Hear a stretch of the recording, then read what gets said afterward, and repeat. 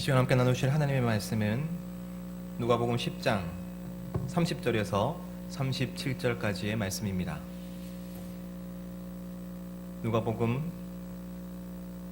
마가복음으로 가죠. 마가복음 5장 35절에서 43절 하겠습니다. 마가복음 5장 35절에서 43절 말씀 함께 보지요.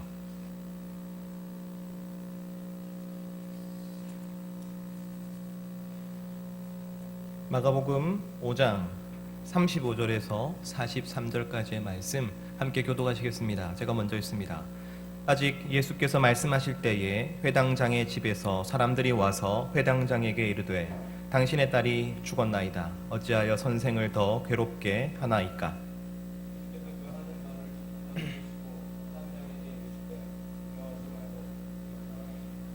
베드로와 야고보의 형제 요한 외에 아무도 따라옴을 허락하지 아니하시고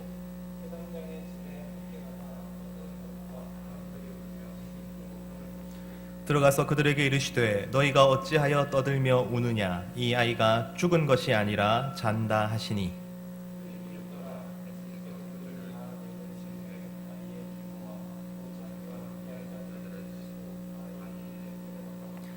그 아이의 손을 잡고 이르시되 달리다굼 하시니 번역하면 곧 내가 내게 말하노니 소녀야 일어나라 하심이라.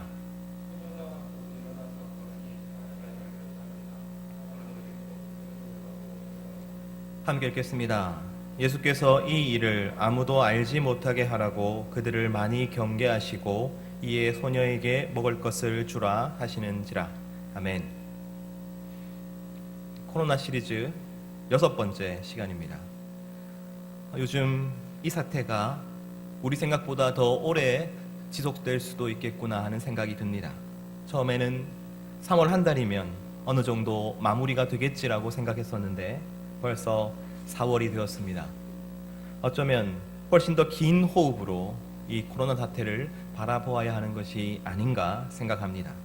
임시적으로 버티고 견디는 것, 그래서 코로나가 종식되는 그날을 기다리는 것, 바로 그것이 지금 우리가 해야 할 일이 아니라 어쩌면 지금 우리는 코로나와 함께 살아가는 것을 고민해야 할지도 모르겠습니다.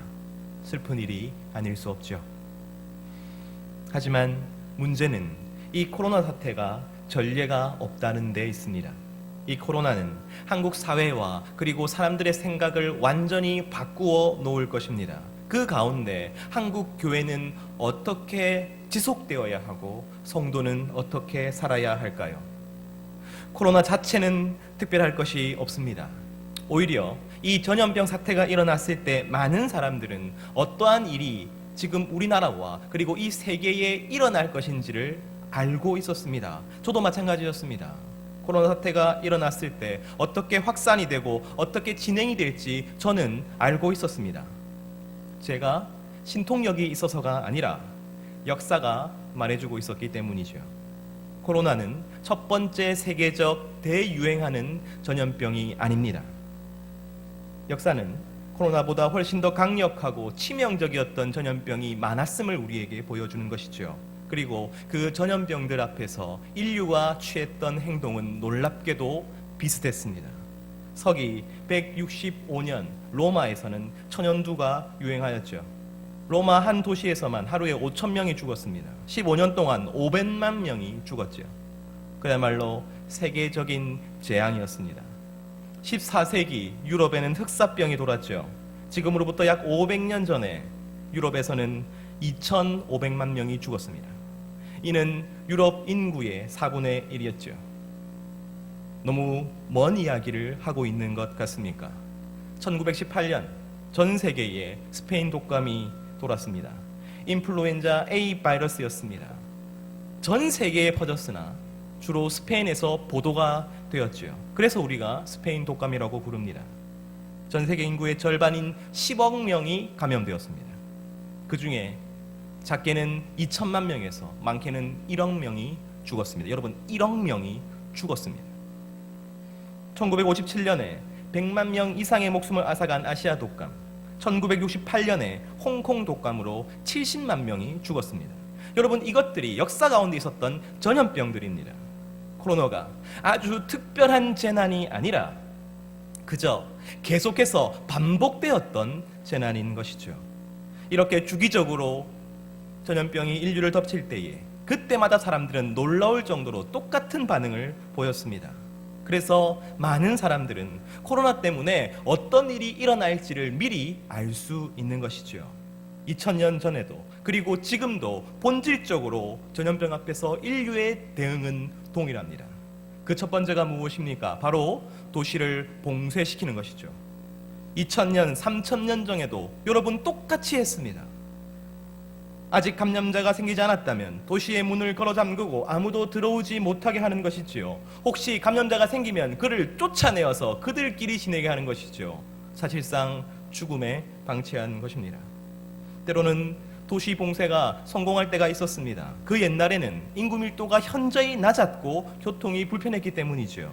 하지만 그런 경우조차도 금방 도시의 전염병이 퍼지고 도시 전체가 무너지는 일이 다반사였습니다. 더욱이 지금 같은 시대에 한 도시를 완벽히 봉쇄하는 것은 있을 수 없는 일이겠죠. 두 번째 반응은 무엇입니까? 여러분, 그냥 내버려 두는 것입니다. 지금 스웨덴이 그렇게 하고 있죠. 서로 자율적으로 조심하되 예전과 똑같은 일상생활을 영위하게 합니다. 스웨덴은 1인 가구가 많고 인구 밀도가 높지 않기 때문에 국민들이 똑같이 생활하고 있습니다. 그러다가 걸리면 걸리는 것이죠. 죽으면 죽는 것이죠. 그렇게 걸릴 사람이 다 걸리고 나면 수그러드는 것입니다. 자체적으로 면역이 생기게 되고 집단으로 면역이 생기게 되는 것이죠. 바로 이것을 집단 면역이라고 합니다. 하지만 봉쇄라는 극단적인 방법을 쓰든지 아주 느슨하게 집단 면역의 방법을 택하든지 전염병은 똑같은 패턴으로 확산됩니다. 처음에는 아주 잠잠히 감염이 진행되다가 어느 순간 폭발적으로 확산됩니다. 우리도 31번 환자 이후로 환자가 폭증하게 되죠. 그렇게 도시에서 국가로 그리고 전 세계로 감염이 확산됩니다. 걸릴 사람 다 걸리고 죽을 사람 다 죽고 나면 이제 살아남은 사람들의 면역이 증가되는 것이죠. 그때부터 감염의 속도가 느려집니다. 그때부터 사람들이 조금씩 회복되게 되는 것이죠. 그렇게 전염병은 진행됩니다. 여기에 예외는 없습니다. 2000년, 3000년 전에도 모든 시대, 모든 국가, 모든 도시에서 동일하게 이 패턴이 유지되었습니다. 프랑스 대통령이 이제 시작일 뿐이다라고 얘기했죠. 영국 총리는 여러분 사랑하는 가족과 이별할 준비를 하십시오라고 말했습니다. 실제로 한 말입니다. 독일 총리는 세계 인구의 60%에서 70%가 모두 감염이 되어야 한다고 말합니다. 이들이 말하는 것은 특별히 비관적인 내용이 아닙니다. 다른 세계적인 감염병처럼 코로나도 그렇게 똑같이 진행될 것임을 우리에게 보여주고 있는 것이죠. 그래서 천연두와 흑사병과 인플루엔자 A의 모습을 보면 이 코로나가 어떻게 진행될 것인지를 알 수 있는 것입니다. 여러분, 사람들은 희생양을 만들어낼 것입니다. 바로 너 때문에, 바로 너희들 때문에 우리가 이 전염병에 감염되었다고 말하는 그 대상을 만들어내게 될 것입니다. 처음에는 고양이였습니다. 그래서 고양이를 싹 다 죽였죠. 그래서 오히려 진짜 원인이었던 쥐가 들끓는 사태가 벌어지게 되죠. 다음은 유대인이었습니다. 얼마나 희생양 삼기 좋은 사람들입니까? 전염병과 그리고 그 창궐 앞에서 사람들은 두려움과 불안으로 패닉에 빠지게 됩니다. 경제는 급속도로 무너지게 됩니다. 사람들은 생필품을 사재기 하지요. 정부는 통제를 강화하고 사람들을 억압합니다. 이단 사이비들이 일어나서 사람들을 현혹시키며 사회는 온통 혼란에 빠지게 됩니다. 바로 이것이 전염병이 일어났을 때 그 사회, 그 사람들이 겪었던 일들입니다. 여러분, 사람들이 왜 이렇게 두려워하는 것입니까? 왜 이러한 일들이 일어나는 것입니까? 그 이유는 전염병이 내 눈에 보이지 않기 때문입니다. 눈에 보이지 않는데 내 손과 발이 꺼멓게 물들어가기 시작합니다. 눈에 보이지 않는데 마을의 절반이 죽어버립니다. 어디까지 왔는지, 지금 어디에 있는지 도무지 알지 못합니다. 눈에 보이지 않기 때문에 우리는 미리 준비할 수도 없고 미리 대비할 수 없는 것이죠. 인간은 눈에 보이지 않는 것을 두려워하게 되어 있습니다. 성경에서 그리고 모든 문명에서 전염병은 최고 레벨의 심판이었습니다. 눈에 보이지 않는 것 가운데서 가장 두려운 것이 바로 전염병이었습니다. 여러분, 그런데 이 코로나는 완전히 다른 모습을 보여줍니다. 바이러스 자체는 이전의 전염병과 다를 것이 없습니다. 그런데 유독 하나의 국가가 아주 예외적인 케이스를 만들지요. 모든 역사, 모든 문명을 통틀어서 아주 예외적인 케이스. 그 나라가 어디입니까? 여러분, 우리나라입니다. 한국에는 사재기가 없습니다. 경제 활동이 위축되긴 했지만 대규모 실업이나 파산이 있지는 않지요. 사람들이 과도하게 두렵고 과도하게 무서워서 패닉에 빠지지도 않았습니다. 더욱이 모든 시대, 모든 사회가 똑같이 보여주는 이 전염병의 패턴을 따르지 않습니다. 폭발적으로 확진자가 늘어나는 것이 아니라 계속해서 100명 정도로 유지되고 있죠. 여러분, 이 모델은 역사상 단 한 번도 없었던 것입니다. 여러분, 그 이유가 뭘까요? 한국이 무엇을 했기에 이러한 결과가 나타난 것입니까? 한국이 한 것은 전염병이 눈에 보이도록 만들었다는 데 있습니다. 한국도 유리한 조건이 딱히 있지 않아요. 백신이나 치료약이 있는 것도 아니잖아요. 하지만 한국은 처음부터 검사를 대규모로 실시합니다. 그리고 정보를 공개하고 확진자들을 치료하지요. 그뿐만이 아닙니다. 더 중요한 것은 확진자에 대한 정보를 공유했다는 것입니다. 휴대폰 위치 투적을 하고 카드 결제 내역을 통해서 확진자의 주거지와 그 동선을 공개했다는 것이죠. 바로 이것이 전염병을 시각화시켜 주었습니다. 코로나가 어디쯤 있는지, 언제 어떻게 퍼지고 있는지를 우리에게 보여주고 있는 것이지요. 여러분, 사람은 보이는 것을 더 이상 두려워하지 않습니다. 한국이 이루어낸 성과는 눈에 보이지 않던 전염병을 드디어 볼 수 있게 만들어준 것이죠. 이것은 단순히 의학이 발달되어서가 아닙니다. 성숙한 시민의식과 보편적인 의료보장 체계와 그 다음에 정부의 효율적인 행정 능력이 함께 있어야 되는 것이죠. IT 기술이 있어야 되고 빅데이터 기술도 갖추어져 있어야 합니다. 그것 모두가 효율적으로 통합되어야 하는 것이죠. 이 일은 역사상 그 어떠한 제국도 이루어낸 적이 없는 일이었습니다. 물론 아직 다 끝난 것이 아니고 앞으로 어떤 일이 어떻게 터질지 모르지만 적어도 한국의 지금까지의 대응은 전염병에 대한 한 인류의 역사의 새로운 전기를 열었습니다.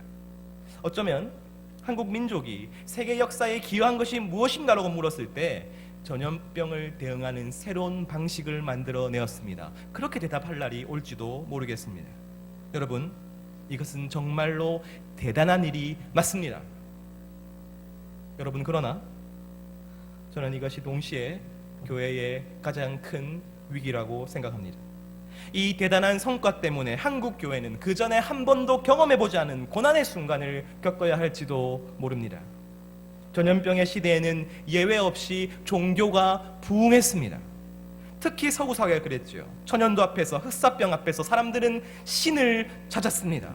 전염병이 눈에 보이지 않았기 때문이죠. 그래서 신에게 질문했고 교회의 대답에 귀를 기울였습니다. 그들은 전염병이 신이 자신에게 분노했기 때문이라고 믿었습니다. 그래서 회개했죠. 그래서 헌물을 바쳤습니다. 베네치아에서는 그 전염병으로 사람들이 죽어나가는데도 성당을 지어 올렸습니다. 왜요? 그 성당을 짓는 모습을 보고 신이 우리를 불쌍히 여겨서 용서해 줄 것이라고 생각했기 때문이지요.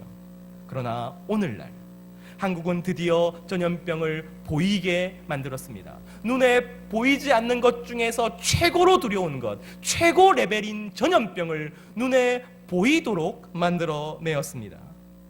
여러분, 한국 사회가 지금 종교에게 말하고 있는 것이 무엇입니까? 그들이 교회에 대해서 말하고 있는 것이 무엇입니까? 그들이 교회에게 질문합니까? 대답을 구합니까? 그렇지 않습니다. 그들은 교회에 단 하나만을 요구하지요. 제발 모이지 말아라. 뭐 때문입니까? 그들은 이제 두려워하지 않기 때문이죠. 불안하지 않기 때문이죠. 왜냐하면 전염병이 눈에 보이기 때문이지요. 이제 사람들은 교회당을 찾아서 기도하는 대신에 TV나 스마트폰을 봅니다. 설교를 듣는 것이 아니라 질본 본부장의 브리핑을 들으면 됩니다. 그것으로 충분히 우리는 볼 수 있게 되었습니다. 그리고 교회를 비난하죠. 왜? 모든 사람이 볼 수 있는 것을 너희는 보지 못하느냐? 왜 모이면 위험하다는 것을 보지 못하니? 왜 자기뿐만 아니라 이웃까지도 위험하게 만든다는 것을 보지 못하니? 여러분, 모두가 볼 수 있는데 보지 못하는 그런 사람들을 우리가 뭐라고 부릅니까? 눈뜬 장님이라고 부릅니다. 고집불통이라고 부릅니다. 앞뒤가 꽉 막혀 있다고 부릅니다. 혹시 지금 세상이 교회를 그렇게 평가하고 있는 것은 아닙니까? 여러분, 특이하게도 한국에서 코로나19는 교회와 연관되어 있죠. 신천지로 인하여 폭발적으로 확진자가 늘어났습니다. 물론 신천지와 교회는 다르다고 우리는 말합니다. 하지만 세상 사람들이 볼 때는 똑같습니다. 둘 다 똑같이 자신들의 건강과 사회의 안전을 위협하고 있지요. 눈에 훤히 보이는 그것을 보지 않으려 하면서 말입니다. 주일이 지나면, 월요일, 화요일 되면 저는 정말로 그렇게 기도합니다. 하나님, 우리 교회뿐만 아니라 어떤 교회에서도 확진자가 안 나오게 해주세요. 여러분, 만약에 교회에서 확진자가 나오면 그것은 단순히 교회가 잘못해서 지역사회를 힘들게 했어, 거기서 그치는 문제가 아닙니다. 여러분, 이제 그들은 하나님이 어디에 있냐고 묻습니다. 하나님은 이러한 일을 컨트롤할 수가 없고, 하나님은 그 성도들을 지켜낼 수가 없고, 하나님이 하지 못하는 그 일을 이제 기술이 한다고 말합니다. 정부가 한다고 말합니다. 사회가 한다고 말합니다. 하나님의 역할을 이제 그것들이 감당하게 되는 것이죠. 어쩌면 이전부터 조금씩 그렇게 되어 왔는지도 모르겠습니다. 다만 이 코로나로 인해서 그 변화가 급격하게 이루어지는 것이죠. 성도들 가운데 회사에서 교회 가는 것을 너무 경계하고 동료들이 너무나도 두려워하니까 그 불안 때문에 교회를 갔지만 죄송해요, 나는 교회 가지 않았어요, 이렇게 말하는 성도들이 있을 수 있습니다. 그렇죠. 하지만 시간이 지나서 이 코로나가 끝난 뒤에 교회를 가는데도 불구하고 회사에 가서 저는 교회에 가지 않습니다, 요즘 누가 교회에 갑니까? 이렇게 말하는 세상이 오지 않겠습니까? 교회가 눈뜬 장님이라서, 교회가 고집불통이고 앞뒤가 꽉 막혀서 코로나 때와 똑같이 교회 간다는 사실이 꺼려지는 그런 시대가 오지 않겠습니까? 이 시점에서 우리가 진지하게 고민해야 되는 것은 주일 성수를 어떻게 해야 할지가 아닙니다. 과연 코로나 이후에 교회는 살아남을 수 있을까요? 성도의 삶은, 우리의 믿음의 모습은 예전과 동일할 수 있을까요? 저는 도대체 여러분에게 어떤 설교를 해야 할까요? 사랑하는 청년 여러분, 죄송합니다. 설교를 여기까지 쓰고 더 이상 쓸 수가 없었습니다. 왜냐하면 이 질문에 대한 대답이 저 안에 없었기 때문이죠. 이 상황에 대한 정확한 파악은 아직도 너무나도 부족하고 해법은 도저히 모르겠습니다. 제가 무엇을 할 수 있는지, 여러분은 무엇을 할 수 있는지 도무지 모르겠습니다. 그래서 마음이 답답했습니다. 제 아내가 이번 주에 고생을 많이 했어요. 제가 설교가 안 써지면 되게 날카로워집니다. 날카로운 일주일이었어요. 여러분, 사실은 설교가 안 써지는 것이 힘든 게 아니라 해답이 없어 보인다는 것이 힘들었습니다. 뾰족한 방법은 없고 이렇게 상황이 끝나버린 것 같습니다. 사실 이 거대한 문제에 어떻게 해답을 찾을 수 있겠어요? 해답이 있다 한들 목사 한 사람이 무엇을 할 수 있겠습니까? 어쩌면 이 코로나가 오기 전에 이미 희망은 사라져버린 것 같습니다. 세상은 이미 교회의 등을 돌렸고 교회도 또한 단단한 껍데기 안으로 숨어 들어가는 것만 같습니다. 사회는 이미 교회에 대한 태도를 정해버렸고 교회 또한 더 공격적이고 더 날카롭게 대응할 것만 같습니다. 그 가운데 우리 청년들은 더 혼란스럽겠지요, 더 방황하겠지요. 그렇게 이미 모든 것이 끝나버린 것 같습니다. 그러한 낙심이 제 안에 있었습니다. 그래서 계속 설교를 못 썼죠. 그런데 어제 한밤중에 제 마음에 주신 말씀이 있었습니다. 오늘 그 말씀을 짧게 나누고 설교를 마무리하도록 하죠. 그 말씀이 무엇이었냐면 바로 이것이었습니다. 함께 읽죠. 시작. 여러분, 이 말씀이 내 마음에 들어올 줄은 정말 꿈에도 몰랐습니다. 아내가 이 얘기를 듣고 정말 당신이 할 법하지 않은 말이군 이렇게 말했습니다. 너무 맹목적이잖아요, 그죠? 눈뜬 장님처럼 우리가 믿어야 되나요? 여러분, 그래도 함께 조금만 더 살펴보죠. 이 말씀은 예수님께서 회당장 야이로에게 하셨던 말씀입니다. 마가복음 5장 22절에서 23절 말씀 함께 읽습니다. 시작.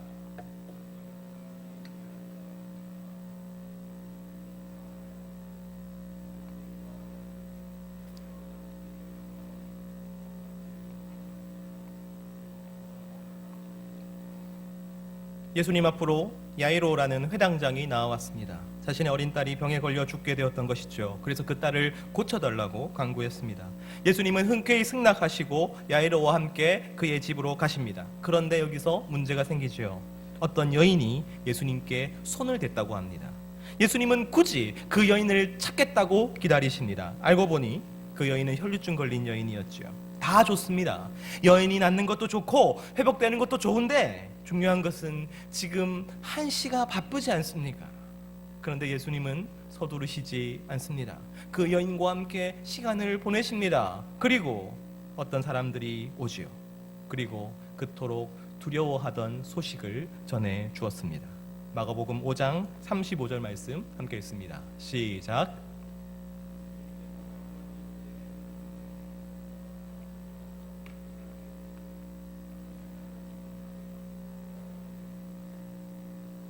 딸이 죽었습니다. 이제 간구해도 아무 소용 없습니다. 고민해도 아무 소용 없습니다. 왜냐하면 다 끝나버렸기 때문이죠. 이제 예수님께 매달려도 어찌 해볼 수 없습니다. 사람들이 여기까지 오는 시간을 감안하면 아마도 예수님께 간절히 간구했을 그때 이미 늦었을 것입니다. 하지만 야이로가 어떤 마음을 가졌겠습니까? 혈류증 걸린 여인을 원망하지 않았을까요? 너만 아니면, 너만 아니었으면 내 딸이 죽지 않았을 것이라고 그렇게 희생양을 찾지 않겠습니까?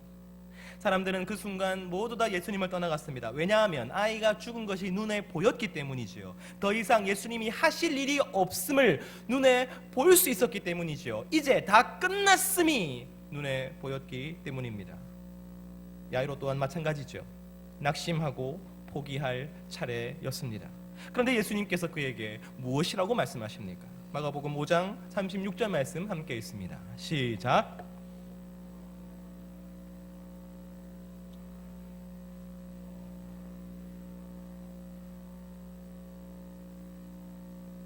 야이로는 혈류증 걸린 여인을 원망하지 않았습니다. 그리고 예수님을 떠나가지도 않았습니다. 그리고 포기하지도 않았죠. 야이로는 예수님과 함께 집으로 갑니다. 이미 다 끝나버린 것 같은데, 어떠한 해결책도 없는 것 같은데, 예수님도 그 무엇도 하실 수 없을 것 같은데 그는 예수님과 함께 집으로 돌아갔습니다. 여러분, 바로 이것이 두려워하지 않고 믿는 것입니다. 두려움 가운데서도 믿는 것입니다. 마가복음 5장 38절에서 40절 말씀 함께 읽습니다. 시작.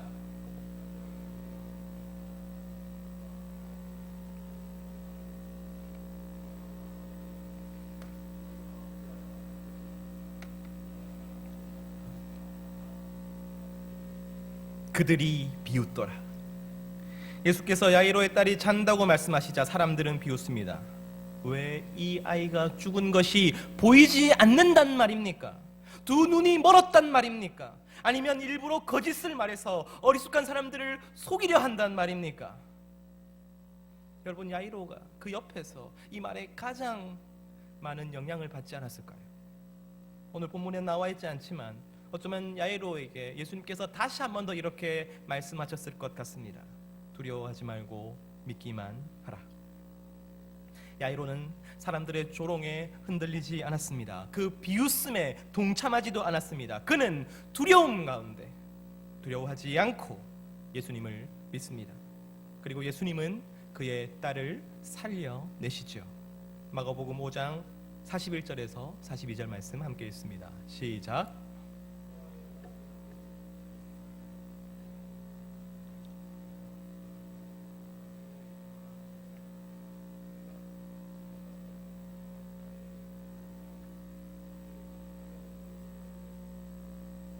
여러분, 결국 믿음이 이깁니다. 우리가 믿는 것이 바로 그것이지요. 예수 믿는 믿음이 우리를 구원해 주실 것이며 예수 믿는 믿음이 우리를 살려주실 것이라고 우리는 믿습니다. 믿는 자에게 예수님은 반드시 역사를 일으켜 주실 것이라고 우리는 믿습니다.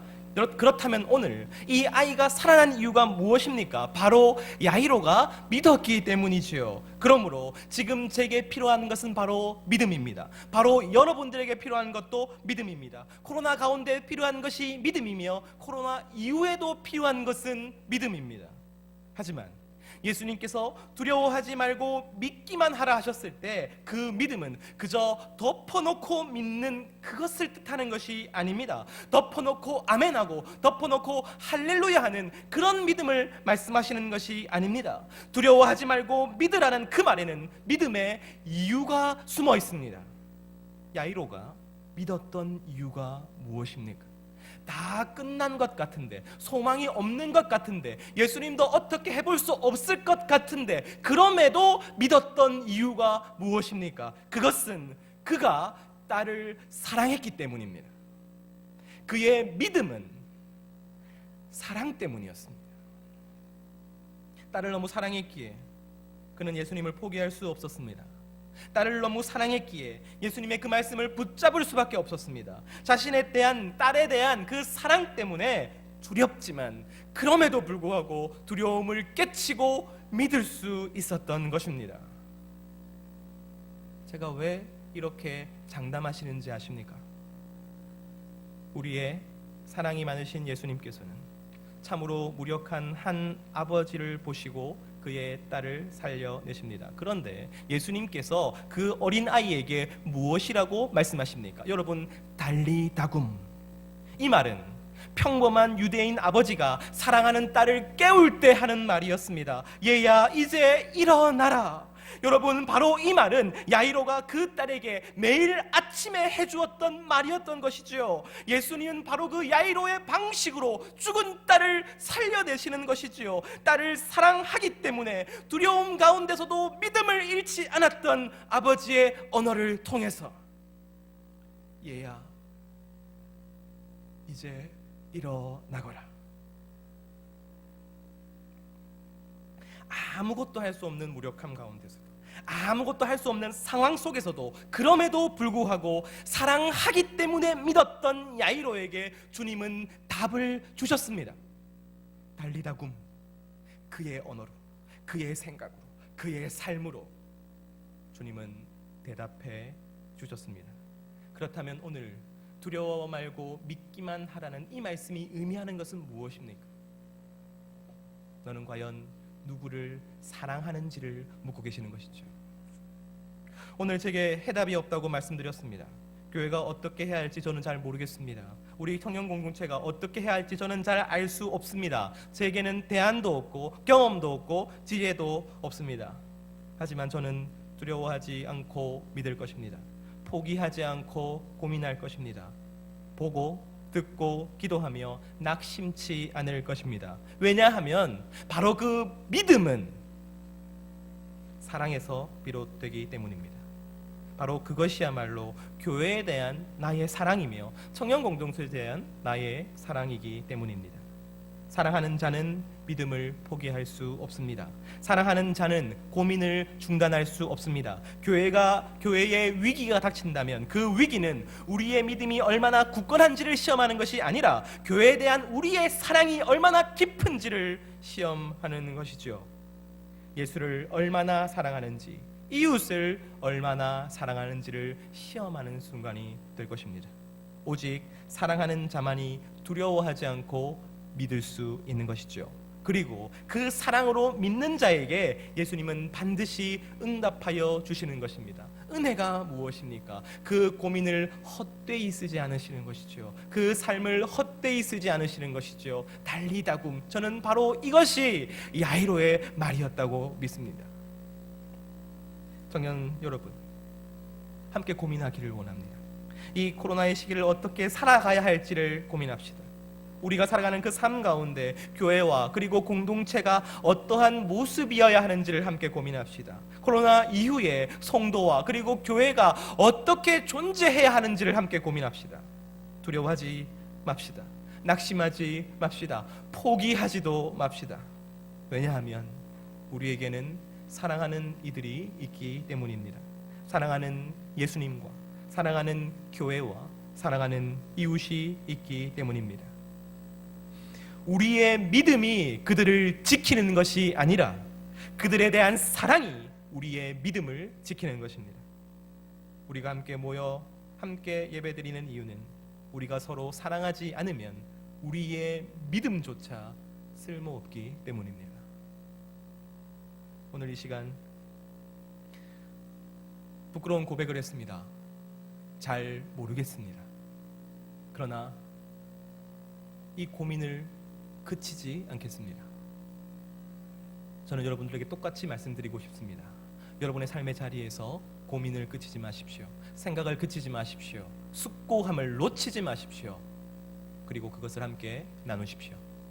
이 공동체가 진실로 사랑 때문에 더욱더 굳건히 믿는, 두려워하지 않고 믿는 귀한 청년들의 모임이 되기를 간절히 소망합니다. 이 시간 함께 기도 제목 보시면서 기도하죠. 주님, 이 전염병 가운데 교회와 세상과 그리고 세계를 지켜 주옵소서. 주님, 사랑하는 이들을 위해 두려움 없이 주님을 믿게 하여 주시옵소서. 이 시간 함께 주님 앞에 기도드리겠습니다. 기도합니다. 하나님 아버지, 시간 주님께 나아갑니다. 우리와 함께 하여 주시옵소서. 우리를 긍휼히 여겨 주시옵소서.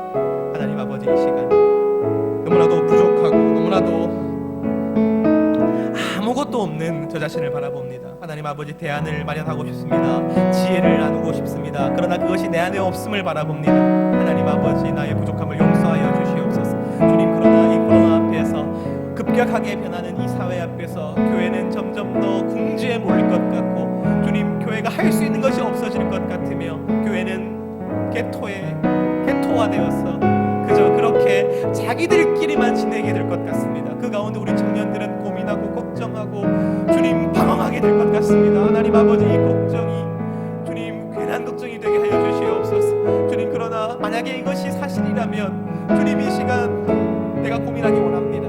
주님, 이 시간 내가 두려워하지 않고 주님을 믿기 원합니다. 주님, 내가 기도하게 하여 주시옵소서. 내가 간구하게 하여 주시옵소서. 내가 생각하게 하여 주시옵소서. 우리가 어떻게 살아야 합니까? 교회가 어떻게 존재해야 합니까? 지금 이 시대 가운데, 이 놀라운 시대 가운데 교회는 어떻게 살아남을 것입니까? 하나님 아버지, 이 시간 우리 청년들이 깨어서 기도하기를 원합니다. 깨어서 생각하기를 원합니다. 하나님, 우리와 함께하여 주시옵소서. 우리와 함께하여 주시옵소서. 예수 그리스도를 생각합니다. 하나님 아버지, 예수님께서 그 하늘에서 이 땅에 내려오신 이유는, 하나님의 말씀을 죽기까지 순종하신 이유는 다른 것이 아니라 우리를 사랑하셨기 때문이었습니다. 하나님 아버지, 우리 또한 그 사랑으로 살아내기를 원합니다. 그 사랑으로 믿기를 원합니다. 내 믿음이 그저 나를 아끼는 믿음이 아니라 주님, 오직 그 사랑으로 살아내는 믿음이 되게 하여 주시옵소서.